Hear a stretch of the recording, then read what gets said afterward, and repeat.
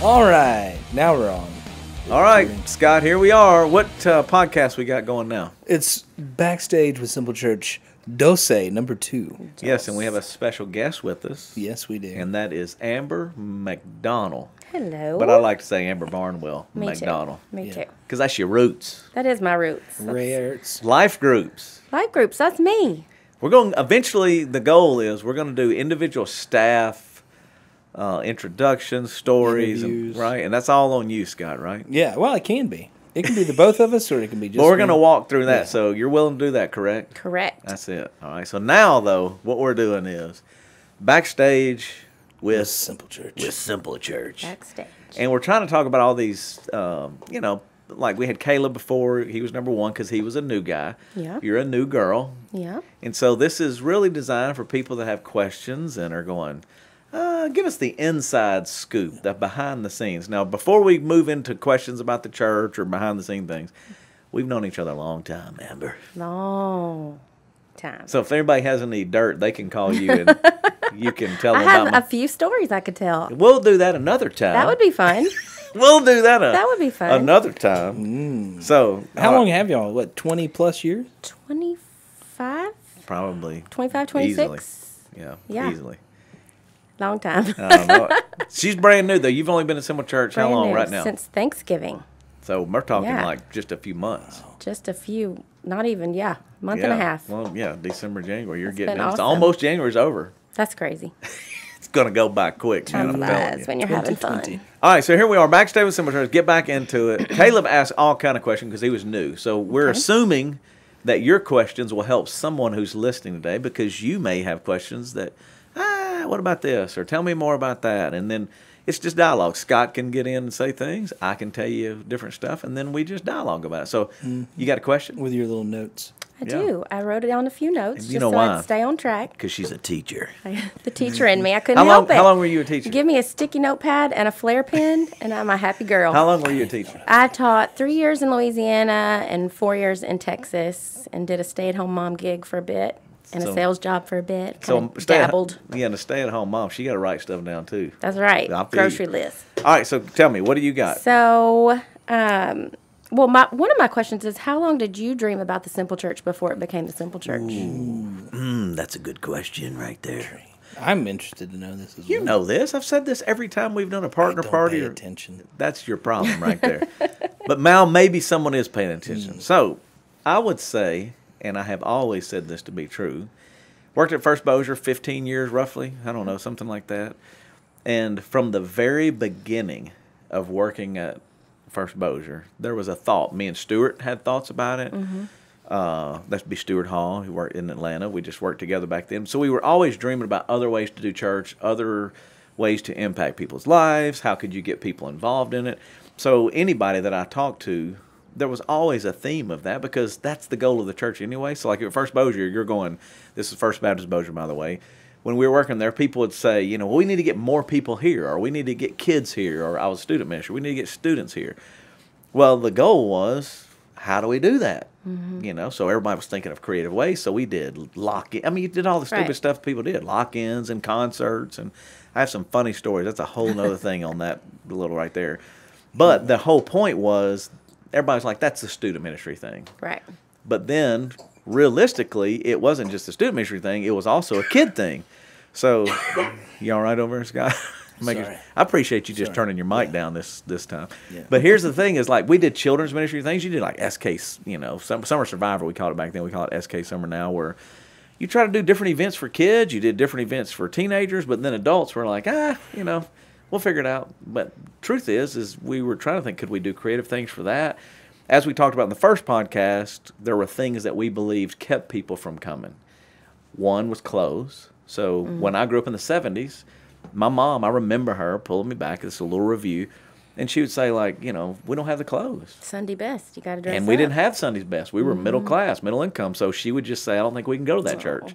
So we were like, that's got to go away. Yeah. There's all this other stuff that there were more obstacles to keep people from Jesus. So we were like, what can we do to knock those down? Clothes, music, message, location. We were in a theater. You're in a convention center. All of those things were designed. We're like, man, I've been there before. I saw Spider-Man there. Let me go check out what they're doing there. And early on, we were in a bar. That's another thing that'll probably trip you out. So, but because she's new, we'll go into It the does bar. not trip me out. Yeah, well, that was a big controversial thing here at first. Yeah. First church in a bar. I mean, Right. we launched in a bar. I mean, we ran out of space in the theater and then had to go into a bar. And it was like, I can't believe you're going in a bar. I was like, dude, it's just to make space. And so then, like, the mud bugs started coming, Musket and Kenny Carroll. All these guys started coming because they were Canadian. They're like, dude, if it's in a bar, I could do that. Yeah.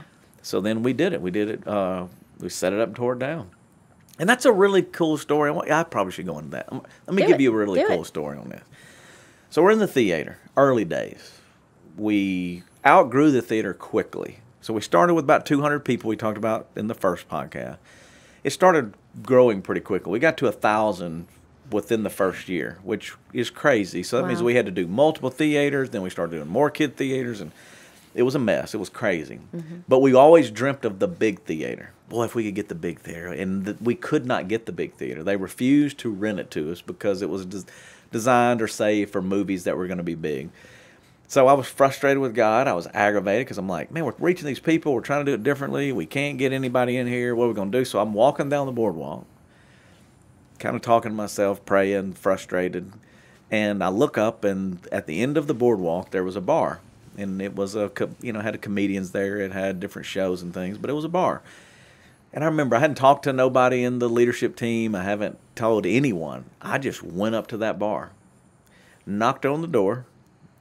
Guy answered the door, and I said, man, this is a crazy question, but can we talk to you about maybe renting your space out? And he looked at me. He was like, do what? And I was like, I know it's kind of crazy, man. I said, but we're a church. We're new. We're meeting down the theater. We ran out of space. We can't accommodate the people. So I'm thinking, what if we do, I said, you can't open on Sunday, can you? Because he didn't serve food. And he was like, no, man, I'm closed. I can't do anything. I was like, well, why don't I give you some income? We use it for a couple hours, and then, we're done. And we'll pay you to do that. Yeah. And he looked at me, and he was like, you're crazy. It's like, dude, it's just an idea. You don't have to do it. I'm just telling you it's an idea. And the guy goes, hold on a second. Gospel. Turns around, walks off. So I'm standing at the doorway. I'm going, where's he going? What's he doing? What's going to happen? And he comes back with a key. What? It's the true story. I'm going to get back to why church aggravates me, but this is the cool thing. He hands me the key. He said, dude, if you're crazy enough to ask me, I'm crazy enough to give you the key to the club. And, yeah, you can have it. And I said, well, we haven't any worked out arrangements or payment or anything. He goes, it's going to be free. And I was like, no. I said, hold up, no. Let me just stop you. He's like, no, I'm just telling you, you can have it. I can't use it. It doesn't do anything. I said, well, no, that's one of my pet peeves with Christians. Everybody wants everything for free. I said, so, dude, I got to pay you because I don't want you to feel like we're using you or whatever, And he was like, no, you don't have to do it. So we argued for a little bit. And then finally I was not going to relent because I don't know the guy either. I'm like, dude, we need to work out something. So he goes, I tell you what you'll do. He said, we close at 2 a.m. He said, whatever you pay me, I will use to hire a cleaning crew to clean this place up and have it ready for you when y'all arrive at 6 a.m. And I was like, well, I don't care what you do with it because we will figure that out. But I'm just telling you. Right. This. And he goes, no, that's what we're going to do. So we agree to pay him. This is what he's going to do. So why do I tell you that? And there's more stories along that line that are a whole probably episode. But I go back to the directional leadership team, which is I've joked on the first podcast, it's not BLT like bacon, lettuce, tomato. It's directional leadership team, DLT. I was like, hey, man, this is a crazy idea. And they were first kind of waffling because they had some Baptist background in them too, like a bar and what? I'm not sure we can live. But eventually everybody was like, yeah, let's do it. But what was crazy is I sat on staff many, many, many years. And the number one thing when someone from the outside asked to use the church for anything was a reason on why we couldn't do it and why we wouldn't do it. Wow. So I go to the world, and the first thing the world does is why wouldn't I do it? How can I serve you? And that is the beginning of God going, the simple church had better be different. So if you're going to launch it and if you're going to do it, remember this moment. Now, this is the crazier even part of the story. The guy that actually managed it has been at Simple Church from the day, once it started there, he started coming to church. Really? And all the way up until he has gotten too sick, which is recently, he was there every Sunday. And so he was in my life group. This guy prayed with me. I've prayed with him, and now he's very, very sick. But he calls me for that. We helped him this past Thanksgiving, this past Christmas, because he's kind of he's a veteran. He's gone through some bad health stuff. But I only say that because I go, how many times in Christian where we were like, no, like somebody wants to use the gym. Yeah. No, we really, we don't Shouldn't really do do that. that. We just, blah, blah, blah. But we would come up with our reasons, and we would, and here's the world going, no, man, you do whatever you want to do. I mean, I'm Wow. happy. So that's part of the heart of who we are is like, that's why I don't like Christians so much. I'm just kidding. I like you. I am one. I'm just saying it's a struggle because the world can be way more, I mean, honestly, sometimes loving than we can be, and that really shouldn't be the way it is. But that's a little story for you. Look at there, Scott. That was a good I little like it. Well, that's true. side note. I love it. That's good. That's awesome. What denomination, if you had to say, do you need to choose one? Do No, churches we have to don't. pick one? Is there one? No. There's no affiliation to anything? No. So here's the truth. We launched out of a Baptist church. So majority of the people in the leadership team come from a conservative Baptist background. But when we launched, there was a lot of, how do you say this?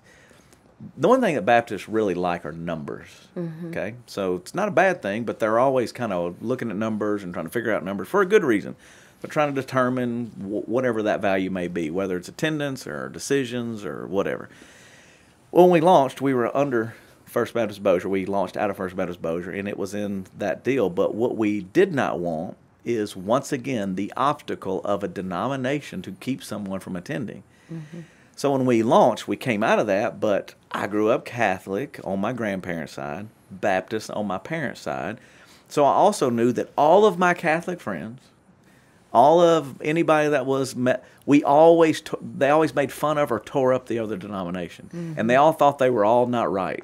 They would Right. all like, well, what your problem is you drink. What your problem is you dance. What your problem is you use a guitar. What your problem is you stand up. What your problem is you raise your hand.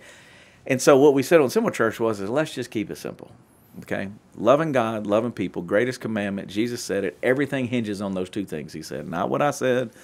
That's what he said. And so we were like, everybody can agree on that. So if you keep putting it denomination-wise, everybody argues over stuff. So we wanted to get away from denominations and go, let's keep it simple. Can you agree on loving God and loving people? If you're a Methodist, if you're a Baptist, if you're a Catholic, if you're Assembly of God, if you're a Nazarene, and everybody does. So instead of going what we don't agree on and what you think's right, and I think, well, it's speaking in tongues, or it's doing the, don't dip, drink, chew, whatever. Yeah. Get all that crap out of the way and go, let's get back down to what we agree on. We agree on loving God and loving people. And the truth is, in that process, when everybody walks through that, they go, I do agree with that. And I can agree to put my differences aside, knowing that we see God doing something that has never been seen before. So, in Simple Church, as soon as we did that, the church grew faster than any church in the history of Shreveport-Bossier. Wow. In hundreds and hundreds of years. When 10,000 people come to an Easter service Yeah. that you've never seen before in the history of Shreveport-Bossier, you start going, wow. When 500 people are baptized in one day in one event, you go, okay, God's doing something different. I mean, this is obviously something crazy is happening. So in that 12-year run, over and over again, we were reminded of that. You would see different things. You'd go, wow. And so no denomination. No, we're not turning in numbers. We're not, we need credit, or this person gets credit, and we're not going to speak at conferences. And we're like, no, let's just Or try asking to. people to join the church. Oh, well, and there's a way to join the church. Right. But that's what I'm going. No, Transferring your membership. I guess that was what I was thinking of. A lot of you, churches do that. let me guess, Yeah. you grew up Baptist. I grew up very Southern Baptist. Yes, I there is- did. There is no transferring of the letter here. Transfer, yes. Okay, so here's a funny thing. Like, when you think about it, I grew up that way too, so I Yeah. get it. But I always laugh about it. It was like, when we first started, so we would do what we called a partner party. So we were like, we don't want you to be a member, because membership is signing a card and getting something from that. If you Yeah. join, if you're a member of a club, if you're a member of a country club, if you're a member of a gym, it's like, look, I'm going to pay you some dues. I'm going to get a membership card, and then you're going to tell me what all I'm going to give you. as the club. I'm going to give you, man, you're going to have more You get workout access to machines, and you're going to this have and access this. to this. And we're going. So then I was like, that always rubbed me wrong. Because I'm like going, we're just a member? You just go, I'm a member there. Yeah. So we changed the word early on to going, no, I'm looking for partners. Now, partners, if you want. That was Southwood. I'm looking for a partner. Partner. The reason why is because a partnership is we're both give and take. Yeah. I'm asking this from you, and you're asking this from me, and we're going to partner together to accomplish whatever that goal is. And I believe that's really more accurate to what it's supposed to be. Yeah. So when we did that early on, people would partner. People were like, no, I'm in. So what did we say? Well, what did we need you to do to partner? We need you to give something. So we didn't tell them an amount of money. We just said, hey, man, as long as you could faithfully give something, it'll help us. We need you to serve regularly somewhere, even if it's, greeter, working with kids. You need to get involved somehow. Yeah. And obviously, you need a relationship with Christ. You need to have decided to follow Christ. And we would prefer that you have a baptism in your record of going, I'm unashamed of that. So instead of transferring letters, some of these Baptists would come in there like, I need you to call my church and get my letter over here. I'm like, dude, we don't even keep letters. So they're like, well, what do you mean? I'm like, we're not calling your church. You can leave it there until you die. So you can always say, well, I'm a member at this church, Right. but I'm a partner with them. We don't care. It's all semantics. It's all just words. It's like, and there's still people that partner with our church that aren't really partners. I mean, they may be partner by name, but they still don't give and they still don't serve. Yeah. So I'm like, it's the same thing. It's like, well, no, Right. they're really not partners. So for us, we're trying to move people to that. You want to encourage them and, hey, man, take that step. And so serving's easy. I mean, you can get involved and have a record. I mean, people joke about this all the time. It's like we have people that come to Simple Church have had a kind of a jacked up past. They're like, oh, I don't want to do a background check because you're going to know I had a DUI in my life. I'm like, dude, we're not worried about your DUI. We're worried about what Christ is doing now.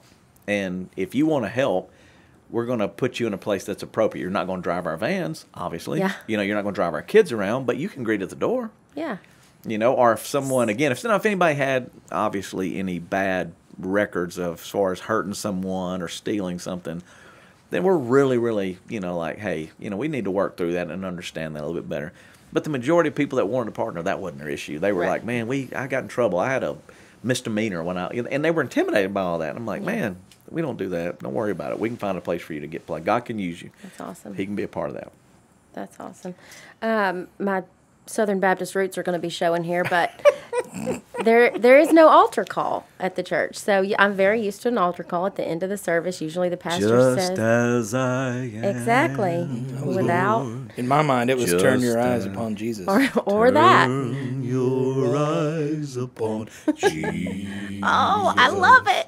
Look full in his Wonderful face. Is it wondrous Been a ways? while. I thought it Wonderful was face. Wonderful face. And the Wonderful. things of earth will go Strangely dim. All right, so here's the deal. So when you look in the New Testament, this is my whole thing. Okay. How many altar calls you see in a church? Right. That's a good question. You have an opportunity for people to decide to go public and follow Jesus. And that's in a lot of different ways in the New Testament. So for us, a marker is not an altar call. Because here's the other thing. When you do an altar call, there's a couple of things happening. Number one, you don't know what they're walking down for. So I used to stand there. I had my suit Yeah. on and I stand there. So some people come down, would you pray for my Aunt Jill? I'm like, yeah, sure. And I'd pray for them. And then somebody go, they just got saved, brother. I'm like, no, they asked to pray for their aunt. Yeah. You didn't know really what was going on with people. And then they would go, we present, ladies and gentlemen, if people join, we want, it was all tradition based on a denomination that we've created. Not a bad thing at all. It was just, that's what you grew up with. On the Simple Church, what we believe is that the Holy Spirit draws people unto salvation. I don't, you don't, the church don't, the music Yes, don't, true. the song don't, it don't. It's the Holy Spirit convicts it. them and goes, hey man, you need to really work on this. Well, he does that in a lot of different ways. So sometimes I've seen him do it literally convict people in the middle of a teenage retreat. I've seen him do it in the gymnasium. I've seen him do it at a camp. I've seen him do it at the convention center. I've seen him do it in a church. So we're just trying to let the Holy Spirit have freedom to move and convict people where they are and help them to go, man, God really does have a plan for you. So at the end of the service, most of the time, not every Sunday, I give them that opportunity. It's sitting right there, just like you did at a It could be, for Oh, example. it was a revival. Yeah. Revival. Well, yeah. Yes. Yeah. Wow. Yeah. Fire and Hellfire and brimstone. that one, that phrase, yeah.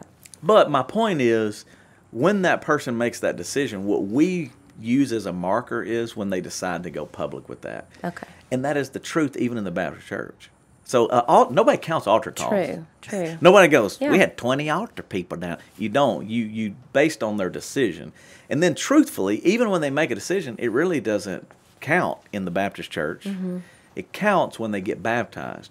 In some ways, we're similar. We're not saying that it doesn't matter. We're saying that the public profession of faith that the Bible requires is like, hey, you got to be public about your faith, happens at the baptism. Yeah. When we ask the question that we asked in every Baptist church I've ever grown up in, and any Methodist church, have you had a time in your life where you've asked Christ to come into your life? Mm-hmm. And yes, based on your profession of faith, I baptize you in the Father, the Son, and the Holy Spirit, buried with Christ in baptism, raised to walk in the newness of life. Oh, yeah. Thousands have done that in the simple church. Yeah. Thousands of questions have been asked. Thousands of questions have been answered. Yes, I have. So when people go like, well, you just didn't really, I'm like, boy, I'm glad you're not the Holy Spirit, because we have had people say it over and over. I'll give you a story on that, since this is what we're here to do. This is Backstage. This is going to be. I want to hear it. This is one that this will get you. Simple Church is new. Okay. We have a person that attends Simple. This is like we launched in 2007. It may have been 9. It may have been 10. I don't know. Early on. A person has come to volunteer at the church, and they're getting involved or whatever. And we're like, man, that's awesome. We do a background check. The background check comes up, and we're like, that's a little weird. Because the person looks, make sure I'm right on this, they look like a female. Wow. Yeah. Okay, but their background check comes up as a male. So we're like, well, Lord Jesus, what do we do? Everybody's like, man, is there? So you do the right thing. You go, hey, let's meet, and go, hey, man, what's going on? We did that, and they're like, man, I'm really struggling. I've had things in my life. I'm trying to figure this out. Right. I heard about Simple Church. I mean, you heard you guys are very loving and accepting, and so I'm trying that out. And I actually want to volunteer. I want to figure that out. Well, we were tripping. Ain't nobody. We were just navigating that, not really knowing what to do, and it was early on, and just everybody had opinions. So we actually started going to some counseling classes presented by Christian organizations and counseling groups of helping people understand the struggle. Now, this was a long time ago, and 10 years ago, maybe in the Simple Church history. So it was still real controversial, still real weird, still a little not understanding on the church side of things, including us. We were just navigating that. Well, when it all happened, the one thing I kept telling everybody is like, are we going to love this person, or are you not going to love them? Right. So if somebody comes in with a divorce and the Bible is giving you whatever you believe, Sure. you going to ostracize them? Or because someone's coming in and going, man, I don't know really what I'm doing. I'm trying to figure myself out, and I just don't know. I was like, dude, we have to love these people. Right. And so we did.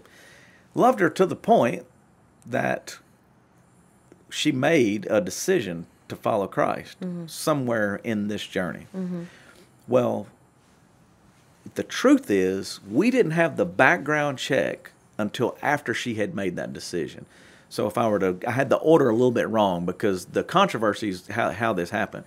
So she made a decision to follow Christ. She wanted to get public and get baptized. No, she wanted to get baptized. Okay. So she got baptized, and it may have been at one of our big baptisms, 200 people at one time or something. And then she decided she wanted to get saved. But when she wanted to serve. But when she wanted to serve is when we saw that it was on there, because you wouldn't have known by looking at her. Right. You really wouldn't have known what was going on. It was like, you couldn't tell. So anyway, when all that kind of came out, we had a local pastor, name anonymous, sends me an email. Sends an email and blasts me. No way. Way. From the start all the way down. Just all the things that make me horrible. Which, it's not easy to, not hard to make that list. Stop. There's a lot of things that make That's me not horrible. true. It's true. I got things that make me horrible. So, as I'm reading this, I'm hurt, I'm mad, I'm like walking through all these emotions, because he don't know the person, and he don't know he's just heard that we baptized someone who was struggling with gender identification or whatever was going to go on. They may be homosexual. They didn't know. They were just blasting on every agenda that they could find. And it was anonymous, okay? So it says anonymous. So it says anonymous. The funniest part, and this is where God, I know, is in heaven and is trying to teach us all something.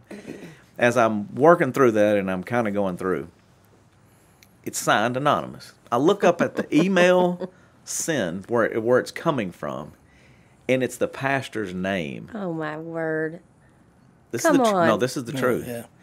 So I go back and I go to Brian Reed, who's still on staff. I'm like, Brian, read this email before I, kill myself, you know what I'm saying, and walk through the pain and the torture or wanting to kill him. I'm trying to figure this out.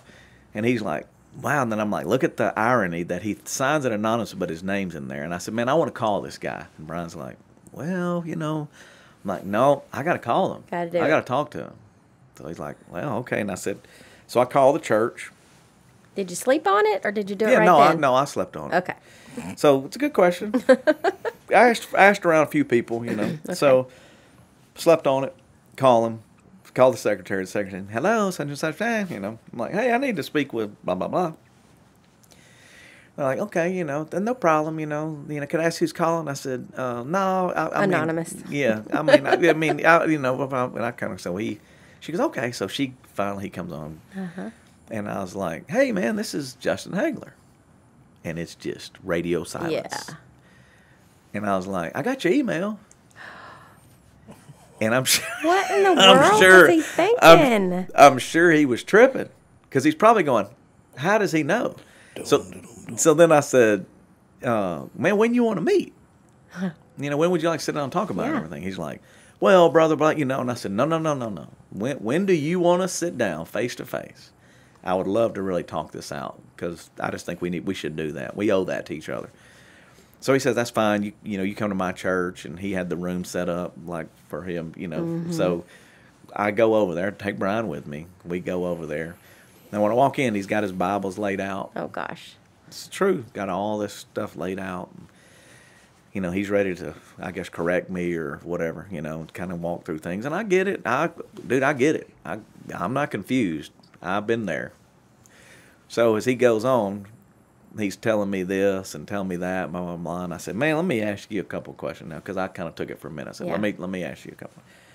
He said, yeah, okay, go ahead. I said, in your how many ever years of experience, because I've been doing a little while myself, and I was in a conservative Baptist church before, I can honestly say that in all of those years and everything in the Simple Church, I have never once, when someone was getting baptized, asked them their sexual identity.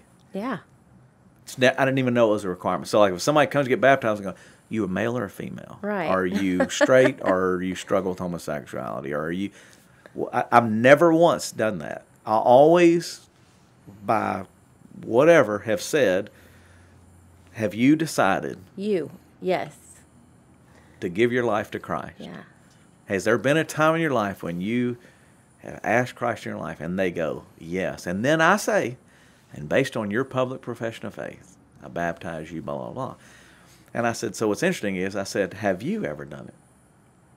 I said, so it's possible you have baptized someone that you don't agree with, or that Interesting. you may not really know. And I said, and here's my thing. What you also don't know is, we have spent a lot of money at this point because we didn't just hear their situation. We invested our life in that person. We paid for all their counseling. We took them to lunch. We took them to dinner. We had them in groups. We were trying to walk with them through a difficult time in their life when they're trying to figure that out. Yeah. And that's what I was telling him. I was like, man, what's really, I guess, burdens me or kind of hurts my heart is that you didn't even really ask. Like, if you had called me and said, like, hey, man, let me ask you about this. And I could go, dude, I'm struggling. I don't even know. This is kind of what the situation is. And then you go, man, I hear you. Man, I get it. But no, you just blasted me. And I said, if I'm not mistaken, if we're talking about sin versus sin, I said, I bet you didn't just email me either. I would bet that you told people in your church. You might even have preached on it. You may have even called me out, or you may have called the church out and said, Yeah. man, that Simple Church is doing this, blah, blah, blah, blah. When the truth is, I think that's gossip. I think Wow. that's as much as a sin as any other sin, and we're all sinners. And we're all trying to navigate that. And this young person was trying to figure that out. And as the church, shouldn't we be walking with them through that? Shouldn't we be going, man, I don't know. I'm not going to tell you I've got it all figured out. I will tell you what sin is and what sin is not, and I will work with you through that. But can't we navigate that together? Because the truth is, last time I checked, I'm still a sinner. Saved by grace. Right. But I'm a sinner, and there's a lot of sinners out there. And so as we navigate that, we want to move away from it. We want to try to change. We want to try to be better. We want to, whatever it is, well, we got to work through that. It's complicated. It's not all as simple and as easy as we all try to make it out to be. And I think that's part of the deal with the Simple Church. We say this a lot too. It's simple ain't easy. And that's everything from setup to tear down to dealing with people and Yeah. their problems to life. Simple ain't easy.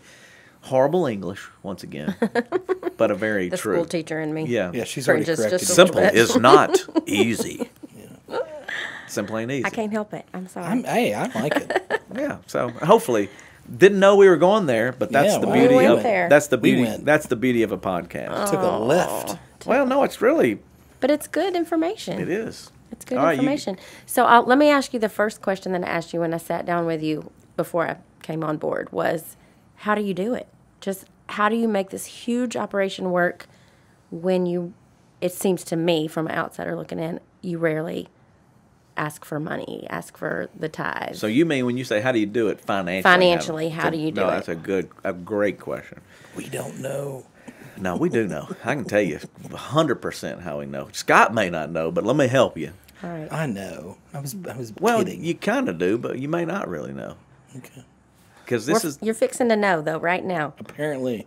Yeah, because this is why I say that, and you can make light of it, and you can say, well, but the truth is that God has been extremely faithful to us. So let me go back to when people criticize, people don't understand, people, whatever it is. All I look at is, has God taken care of us? Are people giving their life to Christ? Are people going public with that? Are people's lives being changed? Are we impacting the community? You know what I'm saying? When you go, like, when you pull back and go, I don't care if you like the music or don't. I don't care if you like the style or not. I don't care. When you pull back, it's like, our lives being changed, and is the world being better, and is God blessing that? Yeah. So when I go back to it, in 12 years, we've never taken an offering. It's crazy. It is crazy. So It's people are crazy. like, how is that even possible? I know. Not a chicken bucket, not a gold plate, not a felt bag. It doesn't matter. There's never bucket. happened. Well, 'cause, dude, I grew up with chicken bucket. So what I tell people is, if you're a believer and you have given your life to Christ, or if you grew up in church, you know that it takes money to make it happen. Everybody goes, I mean, it's not free. We're renting facilities, talked about in the first podcast. We're meeting needs in the community. We're paying salaries. We're, buying curriculum. You're buying donuts, a lot of donuts. Mm-hmm. Most people are like, man, I figured that out. And so if they are growing up in church, they come in and ask what you ask. Hey, what's going on? I'm like, you can help. Because now I have a direct conversation with that person. So then I can go, hey, man, this is really what we're doing. And most of the time, people respond better than when you stand up and give this cattle call of guilt, or a Guilt, cattle right. call of like, well, we need you to do this, Now, in the history of the church, the only time I talk about money is we're giving it away. So we have talked a lot about money in our church. We did it just this past weekend. We had thousands of dollars. Yeah, You that got was to be a part of amazing. that. That was awesome. You got to go give away a couple of $1,000s to Benton Middle School in the middle of their stuff. We got to go buy stuff for these people. We've put shoes. People get it. And that's the thing. That's what's been cool is when you go, this is what we're trying to do. The people that really want to be a part of that go, man, I want to help with that. I want to be a part of that. So partner party, we talk about that. Individual meetings, we talk about that. Life groups, we talk about that. One-on-one, we talk about it. But what I was saying that when Scott really may not know, I'm going to tell you a crazy story. Early on Simple Church, don't remember exactly when, money's always tight. We never have a surplus. I can say in 12 years, we've never had a surplus. Now, there's one reason why, maybe a couple, but one that jumps out. I heard it said a long time ago, I don't know who it was, that some people say, well, you need to save money for a rainy day. Like you need to have a little put back for a rainy day. Well, in the church, the problem is, and most of the time we forget this, it's raining. It's raining. That's what I was about to say. It's raining hard every day. And I'm not talking about physical rain. I'm Right. talking about problems. I'm talking about people without food. I'm talking about Just people. needs. It never stops raining. So I always go, how can I put all this money back knowing that there are kids starving in Right Africa now. or kids starving in Shreveport or there are kids that don't have shoes or so it's been a battle of mine. Now, we're not irresponsible in all that, but at the same time, we run tight. We run lean. We don't have secretaries. Everybody's like, we have a small office. I don't have a secretary. We don't have a lot of elaborate things in the Assembly Church. We don't own buildings. So we run lean and tight to free up money and space to help people and accomplish things, whether it's water wells or whatever in the community. So when I go back to that, I remember early on in Assembly Church, we were just about broke. And sometimes we operate on a line of credit. I mean, sometimes we had to go, hey, man, we need a little money to get us through until something comes through. But we were close to that point. And I remember my brother wasn't here then. It was just me and Chip and maybe a few others. I can't remember. And we were getting a little tense over money and what we were trying to accomplish. And I remember telling him, we're going to do, and it was by faith and by stupidity or whatever, but I was like, no, we're going to keep doing whatever we got to do, knowing that God's with us. I mean, we don't know, but how can we not, it may have been launch a service or it may have been doing something else. And it was tense. There was some arguing, and maybe we need to, and it was going back and forth. Right. And so I go back in my office, and not 10 minutes later, okay, it's not even 10 minutes, somebody rings the doorbell at our office. And I go up there, and it's somebody in this community that I know very well. They're successful.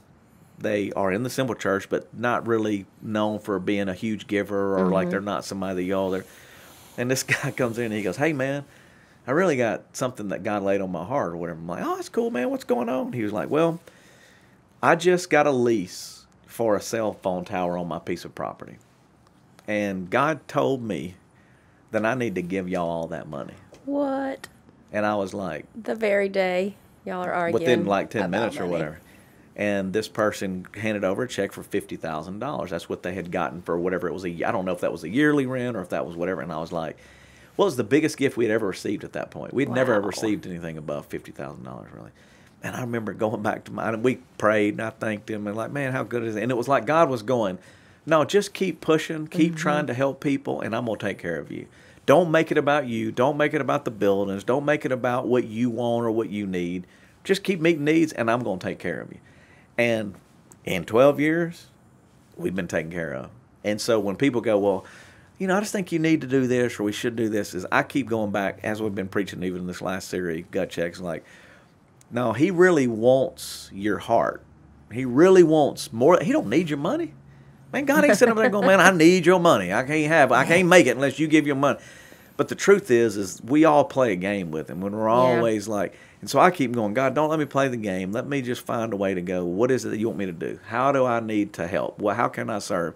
And every time we do that, whether it's a water well or helping kids or whatever, God somehow brings it in a way that we didn't see it coming. That means somebody else shows up. Some other guy knocks on the door. Somebody shows up and says, hey, man.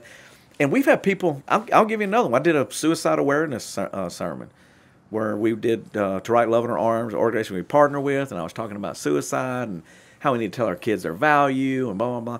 Well, I don't know this guy. He's a pretty well-known guy in the community. Mails me a check, the church a check, with this long letter because he had a child that committed suicide and said, I've never given to a church in my life, but here's $5,000. Because if you're bold enough to get up and try to help people that are battling that, then I want to support that. And I was like, God, thank you, because we don't have a lot of money. So I always wonder where it's going to come from. I'm like, God, I trust you. I don't know. But really, I would say God's been faithful. He just keeps giving to us. Now, again, I hope more people give. Right. I hope more people go, man, I can trust him with that, because There's imagine more to do. imagine what we could do. Yeah. Imagine how many more problems you could solve and how much more God could get the glory. And I don't know if y'all know, it's raining. There's volcanoes. It's what I was looking on the news this morning. There's fires and volcanoes. And more than likely, I heard this recently too, money, going back to it. More than likely that in your lifetime, in my life, and in your kids' lifetime, the problems are going to only increase. Yeah. World problems, wiping stuff out, whatever it is. And more than likely, the governments will not be able to keep up. So, like right now, you're already in debt in the U.S. by how much? So, the way that Jesus might just be presented in the end times is not in the way that you've ever been used to it before. It'll be in the fact that you're the only ones that are able and capable to solve the problems that the world cannot. And they're going to come to the church and go, we cannot feed these hungry kids. We cannot educate our kids anymore. We cannot, whatever it is, put shoes on the feet. Right now, when everybody says you cannot get into public school, Caddo Parish begs us, and we have a great relationship with the Caddo Public School. They love us. We love. Woodlawn just came in and played last week, the drum line. Awesome. We go into every public school and put new shoes on them and do after-school programs. Why? Because they're going, man, we can't do it without you. Yeah, that's so true. We need your help, and we're in there, and we're going, however we can help. We can't solve every problem. We're not great at it. We don't do everything just right, but we want to be able to help. And as Christians, as Jesus followers, isn't that what we're supposed to be doing? That's Instead of worrying about and arguing about stupid stuff like song choice or who your favorite preacher is. I love the way he preaches. He's so good. Just keeping it real, Scott. Well, your people do love you. And so that'll be my next question. We can wrap it up after that. But this is supposed to be Backstage with Simple Church. But It how is. about Yeah, Backstage with Justin just a little bit? What's the hardest part of your job? Ooh. The Maybe hardest. you should host this. Well, you're asking hard-hitting questions. That's a hard question right there. There's a lot of hard parts of the job. But I would probably say not being able to solve all the problems. So, like, if somebody comes in and their marriage is falling apart and you can't solve that, I mean, and you can't. Right. But you're going, for some reason that doesn't get solved, it's heartbreaking. Or if someone commits suicide, I mean, or someone, again, is hungry. When you're leaving Africa or South Shreveport and you're going, but on the very same side of it, and this is what we're kind of talking this morning, you can look back and go, man, look at what God's done. Because you were willing to show up, because you're willing to go, all right, God, we don't have it all figured out, but I'm going to give you a little bit of time. I'm going to give you a little bit of money. I'm going to give you my heart. Yeah. And then you look back and see what he did. It's pretty cool to do it. So there's a difficulty, but there's also a reward that's associated with it. Makes you get up and go, kind of fun, Yeah. Challenging, tough, but fun. Today, I left the podcast earlier and went, and a buddy of mine's diagnosed with cancer. I mean, he's ate up, 52 years old, has no money, has no wife, has Oh, my no goodness. real way has no job, and he's 2 years So older. probably no insurance. No insurance, 2 years older than me, and I'm sitting there as he's doing it going, I don't know how we're going to solve that problem. Yeah. So I'm going, Jesus, we need you. And how he typically does it is through people. And so then I go, all right, God, put the people around us. Help us to be obedient and willing to do what it is to help solve the problem. And that's not always easy, but it's pretty cool when you see it happen. Yeah. My last question was going to be what could we ask the people to pray for you? If you had a prayer request, what would it be? Which I think you probably Oh. just answered that. Oh, yeah, strength, man, strength, wisdom. I'll take all the prayers I can get. So, like when people are kind to me, so I'm blessed. I got so many blessings in my life. I'm so thankful. But it don't. Or pray for the church Yeah, or and it whatever, never like- means that you can't ask for more. But for us is, that we would be able to continue to be faithful and solve as many problems as we can in the name of Christ until he comes back. I can promise you this. Look in the New Testament. That's what he was interested in. Mm-hmm. He saw blind people's problems. He saw lost people's problems. He saw crippled people's problems. He saw death problems. He saw our sin problem. And so when you look back to it, you better be figuring out how to solve a problem. And most of the times it wasn't through anything you grew up in church doing. It wasn't through Bible study. Yeah. It wasn't through worship. It was through getting dirty, getting your hands dirty, getting your feet dirty, willing to go where nobody else would go, and willing to die to yourself. None of those are popular. Dirty, death. Right. It's tough. But that's the Jesus part. And that's why the American church, man, if we ever get it, if we ever figure it out, dude, it can really change the world. And that's what I'm looking forward to. That's what I believe I'm here to do, is work Well, on I think Simple Church has got it. it. We trying. Well, I don't know if we definitely ain't got it, but we trying to get it. We trying to get it. get it. Scott, you awake over there? Yeah, I'm just listening. I got caught up in it. You were? Yeah, Well, I'm thankful, Scott. you're welcome. He's like our co-host that was pretty much just mesmerized by He that. was. You didn't even get a question in this He time. let And us we're out of go. time. I'll take his paycheck today. Okay. Well, it's big. It's 0.00. It's big.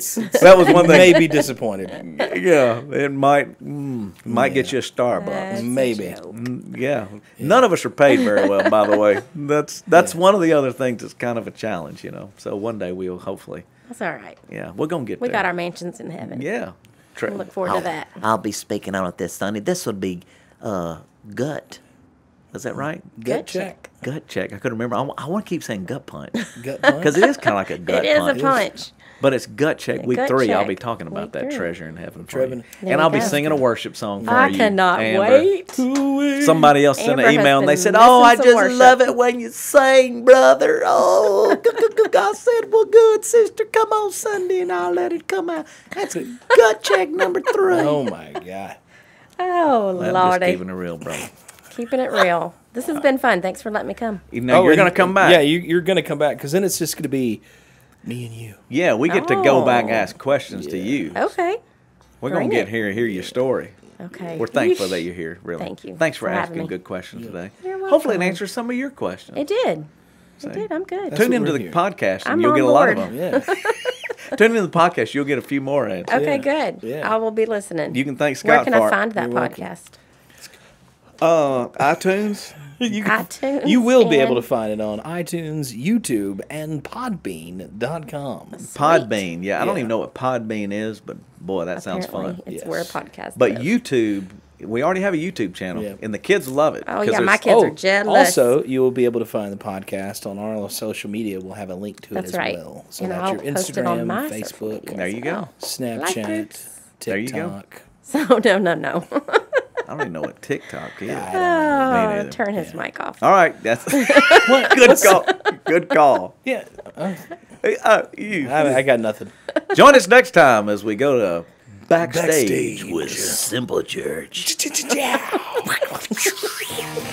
gracious. That's it. What does he say? Yeah, I got to go clean the toilet.